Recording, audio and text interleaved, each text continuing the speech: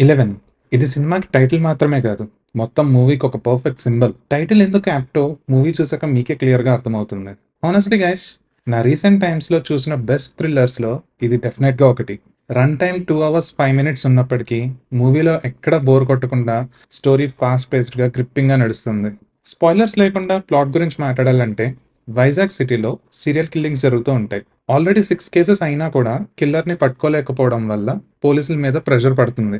కొన్ని సినారియోస్ వల్ల అరవింద్ అనే సిన్సియర్ ఆఫీసర్ ఈ కేసుని తీసుకుంటాడు. అయితే అసలు ఈ కిల్లర్ ఎవరు?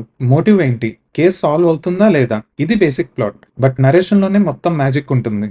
స్టోరీ ఓవర్‌వ్యూ గురించొస్తే మూవీ స్టార్ట్ అవ్వగానే ఆల్మోస్ట్ ఇంటర్వెల్ వరకు ఎవరు ఈ సీరియల్ కిల్లర్? అసలు ఈ మోటివ్ ఏంటి? అనే సస్పెన్స్‌ని ఫుల్ టైట్‌గా మెయింటైన్ చేశారు. ఒక పాయింట్ తర్వాత మూవీలో ఒక క్లారిటీ వస్తుంది. అండ్ ఫ్లాష్ బ్యాక్స్‌లో ఎమోషన్, ఆ స్టోరీ డెప్త్ అండ్ ట్విస్ట్ మొత్తం ఓపెన్ అవుతాయి. క్లైమాక్స్ అయితే అబ్సల్యూట్‌లీ మైండ్ బ్లోయింగ్. ఎక్స్‌పెక్టేషన్స్ అన్నీ క్రాస్ అయిపోతుంది. ప్రతి సీన్, ప్రతి డైలాగ్ కూడా ఒక పర్పస్‌తో ఉంటుంది. డ్రాగ్ చేయడం అయితే అస్సలు ఉండదు.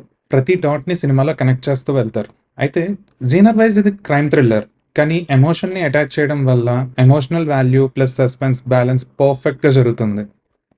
బేసిక్ స్టోరీ వింటే నార్మల్‌గానే అనిపిస్తుంది. Serial killer, police, investigation, killings. కానీ execution, scene order, twist layering and especially ఆ plan A, plan B and plan C reveal ఏదైతే చేస్తారో సూపర్బ్. విలన్ టార్గెట్స్ ని ర్యాండమ్ గా కాదు, చాలా ఇంటెలిజెంట్ గా పిక్ చేసుకుంటాడు.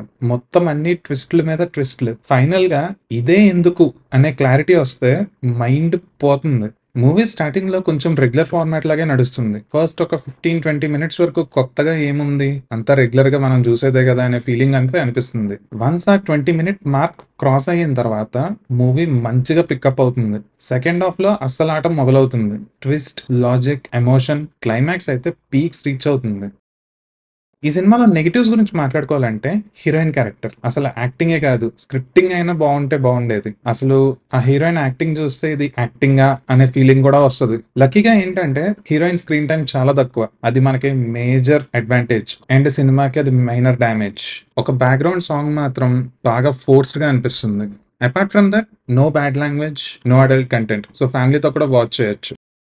సినిమాలో పాజిటివ్స్ విషయానికి వస్తే Naveen Chandra super intense acting. Police officer character ని బాగా సబ్టిల్ గా, పవర్ఫుల్ గా పోర్ట్రే చేశాడు. సపోర్టింగ్ క్యాస్ట్ దిలీపన్, అభిరామి, శశాంక్, ధర్మరాజు, రిత్విక అందరూ స్క్రిప్ట్ కి బాగా సెట్ అయ్యారు. బ్యాక్గ్రౌండ్ మ్యూజిక్ పెద్దగా స్టాండ్ అవుట్ అయితే అనిపించదు, కానీ క్రైమ్ థ్రిల్లర్ వైబ్ కి మాత్రం వెరీ యాప్ట్. ఎక్కడ ఓవర్ గా యూజ్ చేసిన ఫీలింగ్ అయితే లేదు. ఫైనల్ గా 11 is a solid engaging crime thriller. మంచి brain twisting plot points and emotional depth తో ఉంటుంది. Well written and well executed movie ఇది. ఈ మూవీని ఇంకా చూడని వాళ్ళు అయితే తప్పకుండా ట్రై చేయండి. అలాగే చూసిన వాళ్ళు మీకు ఎలా అనిపించిందో మాతో షేర్ చేసుకోండి. ఈ మూవీకి మేమిచ్చే రేటింగ్ 3.75/5. సో ఈ వీడియో కనుక మీకు నచ్చినట్లయితే please like, share and comment చేయండి. అలాగే ఛానల్లో ఉన్న వీడియోస్ని కూడా ఒకసారి చూడండి. ఇంకా ఇలాంటి వీడియోస్ కోసం please subscribe to my channel. Next వీడియోతో మళ్ళీ కలుద్దాం. థ్యాంక్స్. జై హింద్.